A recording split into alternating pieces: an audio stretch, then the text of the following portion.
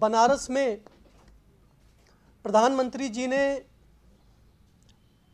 कहा कि नोटबंदी से लोगों का काला धन और काला मन सामने आया है. He spoke how demonetization has led to the revelations of kala dhan and kala man, which is wrongful intent and black money. We would again like to raise the question of the entries made in the Sahara and Birla diaries. सहारा की diaries में और बिरला की diaries में जो entries हुई हैं कच्चे खातों में उनके, वो प्रश्न हम आज आपके सामने उठा रहे हैं और कुछ नए तथ्य आपके सामने रख रहे हैं. At the end of this press conference, आम आदमी party office will give you the entire appraisal report of the income tax department in the Birla case. 1000 पन्नों की ऊपर की ये रिपोर्ट होगी, इनकम टैक्स अप्रेजल रिपोर्ट, और इसकी सॉफ्ट कॉपी हम प्रेस कॉन्फ्रेंस के बाद आप सभी लोगों को दे देंगे. और उससे कांग्रेस और भारतीय जनता पार्टी, यूपीए की सरकार और मोदी जी दोनों के काले धन और काले मन के बारे में आप खुद आकलन कर सकते हैं. 15 अक्टूबर 2013 को जब यूपीए की सरकार थी, उस वक्त इनकम टैक्स डिपार्टमेंट ने बिरला के यहां रेड करी और उस रेड में 25 करोड़ रुपए कैश बरामद हुआ. साथ में बहुत सारी डायरीज, लैपटॉप और तमाम अन्य कागजात भी बरामद हुए.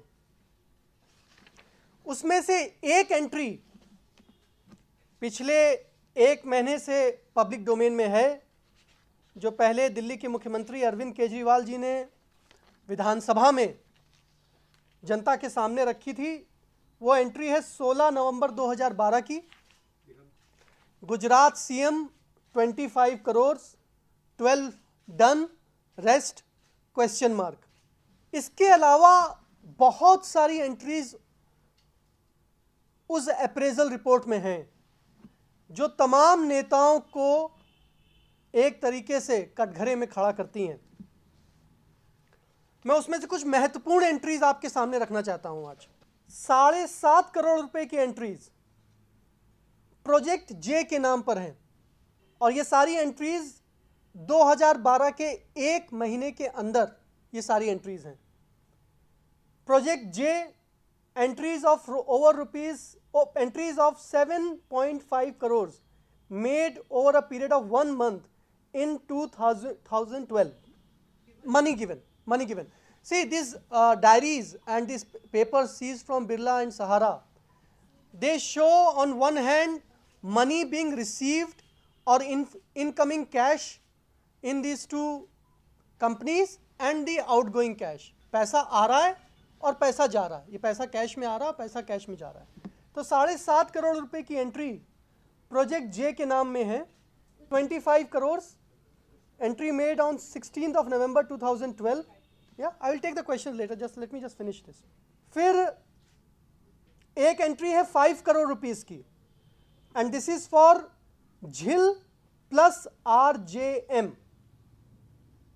Now we all know, these are all irrefutable facts. Orissa में SL कंपनी जो है, वो बिरला की सिस्टर कंपनी है, वहाँ पर झिलिंग में उनकी माइंस हैं और environment clearance was granted for the expansion of Jhiling Langlota iron and manganese ore mining on 7th of June 2012.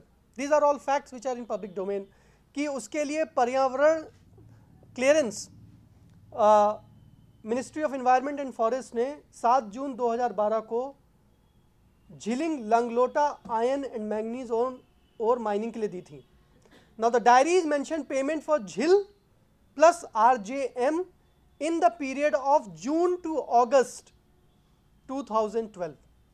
The clearance was given in the month of June and the entries of 7.5 crores are made in the period of June to August 2012. Now, doesn't this require investigation? Number one. Number 2, I just said कि the entries made of 7.5 crores in the name of Project J, Ministry of Environment and Forest. Now, who is Project J and what does J stand for? Doesn't this require investigation? That's my question number 2. There is another fact. Justice M.B. Shah Commission's report says that the particular company in question has encroached on areas beyond the allotted lease area. And there is another SL mine called Unchal Bali, which was found to have been operating without environmental clearance. Now, these two additional facts all the more make it extremely necessary that a detailed investigation should have been carried out, because there are irregularities which have been well documented in Justice M.B. Shah Commission's report. Now, there is a department called Directorate of Revenue Intelligence. This Birla diaries show that they were in regular touch with DRI in matters which were under investigation. I will just read out what these diaries say about Directorate of Revenue Intelligence and the ongoing investigations related to various companies of Birla Group. In an email written by one Mr. Bhuvan Chandra to Shubhendu Amitabh, both are senior Birla executives, dated 15th of April 2013, titled Tourists, he emphasizes, he says, DRI had to circumvent its investigations into other cases. He further states that they had been able to overcome this hurdle, making best use of our sources. Furthermore, he adds, as agreed upon, the investigations have been restricted to exports of iron ore alone. No other can of worms has been opened / focused. I will again read this email. DRI had to circumvent its investigations into other cases. They had been able to overcome this hurdle, which means Birla Group has been able to overcome this hurdle, making best use of our sources. As agreed upon, the investigations have been restricted. The DRI investigations have been restricted to exports of iron ore alone. No other can of worms has been opened / focused. In another email sent by Mr. Bhuvan Chandra to Shubhendu Amitabh, dated 3rd of May 2013, he states that they have once again advised us to move fast on the issue so that they can start the process of drafting SCN immediately and submit it for the approval of the competent authority without further loss of time. Accordingly, suggests immediate action on the delivery of commitments so that the process of show cause can be expedited and the issue is put behind us. कह रहे हैं कि इस दिशा में investigation जा रहा है, हमने जो कमिटमेंट्स किया है उसकी डिलीवरी हम जल्दी कर दें जिससे ये इशू खत्म किया जा सके. So there are several such emails which talk about the ongoing DRI investigations. There is an entry dated 13th May 2013, and this is a message sent from Mr. Shubhendu Amitabh to himself. It gives a list of transactions to various parties, including RKK 10 crore, bracket 1.5 crore OK. Then there is an entry called Virappa M, GC / Cement Op / CCI report / penalty 2 crore OK. I will again read the entry. Virappa M / GC / Cement Op / CCI report / penalty / 2 crore OK. Now, we don't know who is Virappa M. This should have been investigated. But we do know that there was a Minister of Corporate Affairs at that time who has a strikingly similar name. And CCI, we know, is Competition Commission of India.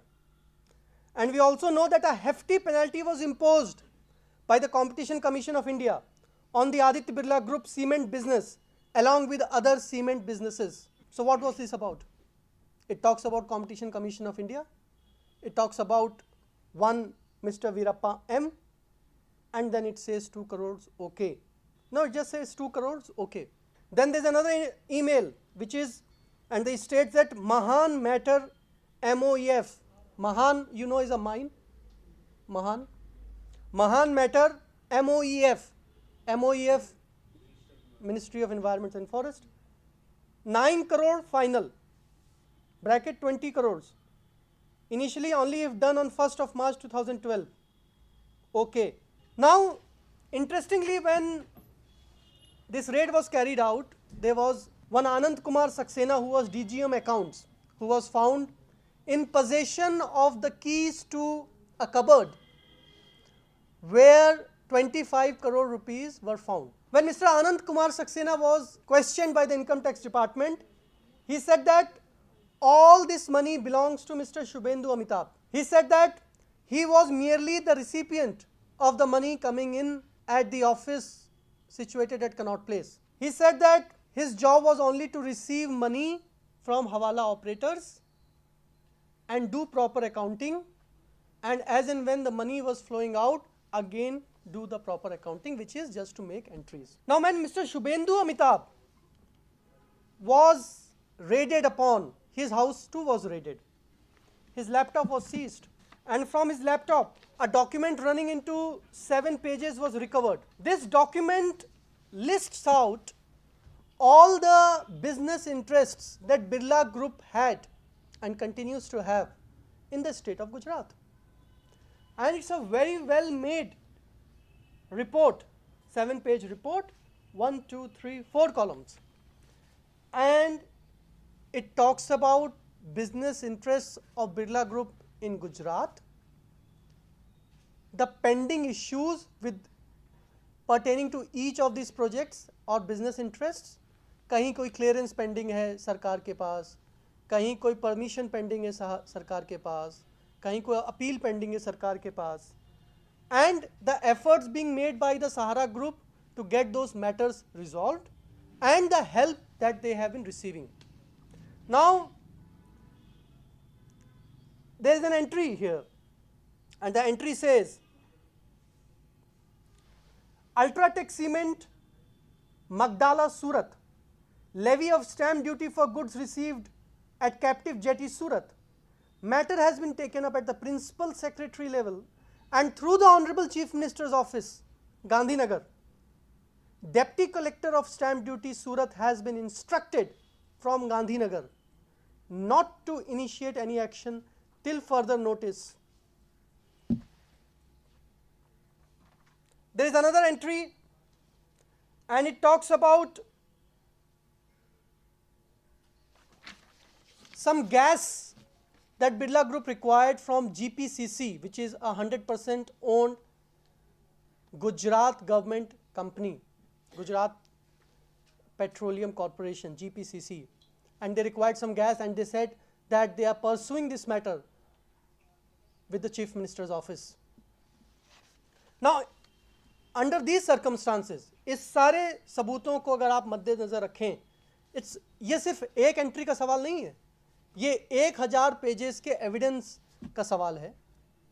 ये दिखाता है कि कैसे एक बड़ा corporation, बड़ा business house, जिसके business interest Gujarat से लेकर आंध्र प्रदेश तक, छत्तीसगढ़ तक, मध्य प्रदेश तक, जगह जगह उनकी कंपनीज हैं, उनकी आयरन ओर्स हैं, उनकी खदानें हैं, वो तमाम सरकारों के साथ डील कर रहे हैं।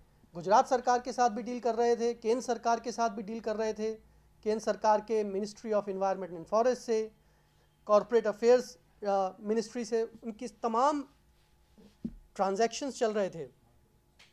और उस संदर्भ में उन्होंने तमाम एंट्रीज करी हैं जहां पर वो पैसे की बात कर रहे हैं देने की, कहीं प्रोजेक्ट जे को, कहीं वीरप्पा एम को, कहीं आर झील को, कहीं गुजरात सीएम को।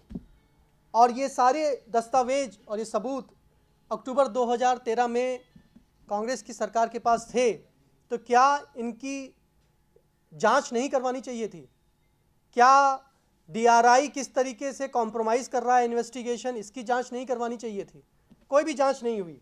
और इसी अप्रेजल रिपोर्ट में, अभी आप लोग को पूरी कॉपी मिल जाएगी, उसमें आप पढ़ लीजिएगा, ये लिखा गया है कि जब शुभेंदु अमिताभ, जो बिरला ग्रुप के ग्रुप एग्जीक्यूटिव थे, जब उनसे पूछताछ हुई, तो पूछताछ के दौरान उन्होंने जो भी स्पष्टीकरण दिया इन तमाम एंट्रीज के बारे में, वो स्पष्टीकरण इनकम टैक्स डिपार्टमेंट को झूठा लगा।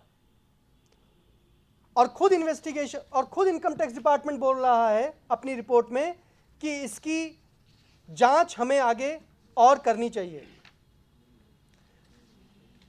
तो ये कागज सीबीआई को सौंपे जाने चाहिए थे, इसमें क्रिमिनल इन्वेस्टिगेशन होना चाहिए था। ये कागज ईडी को सौंपे जाने चाहिए थे, इसमें मनी लॉन्ड्रिंग का केस रजिस्टर होना चाहिए था। लेकिन ना ही प्रिवेंशन ऑफ करप्शन एक्ट के तहत, ना ही मनी लॉन्ड्रिंग एक्ट के तहत, ना आईपीसी के किसी और दफ़ा के तहत इन कागज़ों की और इन कागज़ों में जो लेन देन की बात है उसकी कोई जांच हुई। इसी तरह जब नवंबर 2014 में मोदी जी की सरकार बन चुकी थी, उस वक्त सहारा ग्रुप के ऊपर रेड हुई। 125 करोड़ रुपए करीब रेड में बरामद हुए और वहाँ से भी डायरीज़ मिली और उन डायरीज़ में भी मोदी जी का नाम है, 7 एंट्रीज़ हैं 40 करोड़ 7 लाख की, लेकिन बाकी लोगों के नाम भी एंट्रीज़ हैं। तो यूपीए के दौरान जब खुद यूपीए के मिनिस्टर्स की और मोदी जी के नाम की डायरीज़ मिलती हैं और सबूत मिलते हैं कि उनको घूस दी गई, तो कांग्रेस उस पर खामोश रहती है। और जब मोदी जी की सरकार आ जाती है और सहारा के ऊपर रेड होती है और उसमें एंट्रीज मिलती हैं जिसमें घूस देने की बात लिखी गई है मोदी जी को और तथाकथित कांग्रेस के तमाम और मिनिस्टर्स और चीफ मिनिस्टर्स को और मोदी जी की कैबिनेट में इस समय वर्तमान तमाम मंत्रियों को, तो उस पर मोदी जी खामोश हो जाते हैं। तो कहीं ना कहीं दोनों कांग्रेस और मोदी जी दोनों मिलकर ये नहीं चाहते हैं कि इन कागज़ों की जांच हो और ये पता चले कि कैसे जो काला धन है उसी से बड़े बड़े चीफ मिनिस्टर्स को और यहाँ तक के प्रधानमंत्री को घूस दी जा रही है। तो अगर खुद प्रधानमंत्री शक के घेरे में हैं तो क्या देश काले धन के खिलाफ लड़ाई लड़ सकता है? सवाल ये है। एक अंग्रेजी में कहावत है that seizures wife should be above suspicion. प्रधानमंत्री के नाम पर घूस देने की बात सहारा की डायरीज में लिखी हुई है, प्रधानमंत्री के नाम पर घूस देने की बात बिरला की डायरीज में लिखी हुई है। और ये एक एंट्री नहीं, कई एंट्रीज हैं और एक संदर्भ में लिखी हुई एंट्रीज हैं और तमाम और नेताओं को भी घूस देने की बात लिखी हुई है। तो ऐसे में हम काले धन के खिलाफ कैसे लड़ाई लड़ सकते हैं? और अगर रविशंकर प्रसाद जी कह रहे हैं कि प्रधानमंत्री जी गंगा से भी ज़्यादा पवित्र हैं, तो अगर वो गंगा से भी ज़्यादा पवित्र हैं तो फिर उन्हें इस मामले की जांच करा लेनी चाहिए, क्योंकि जो सच जो पाक साफ है, जो सच्चा इंसान है उसको किसी भी जांच से डरना नहीं चाहिए। तो हमारी यही मांग है कि प्रधानमंत्री जी इसकी सुप्रीम कोर्ट में खुद जाकर प्रधानमंत्री जी अपने वकील को निर्देश दें कि अगली सुनवाई में वो खुद सुप्रीम कोर्ट में सरकार ये कहे कि हम इस मामले की पूरी जांच सुप्रीम कोर्ट की निगरानी में एक तटस्थ इन्वेस्टिगेशन टीम से करवाने के लिए तैयार है। न बोलते तो बड़ा भूकंप आ जाता था और देश को इतना बड़ा भूकंप झेलना पड़ता, ये देश 10 साल तक उभर नहीं सकता।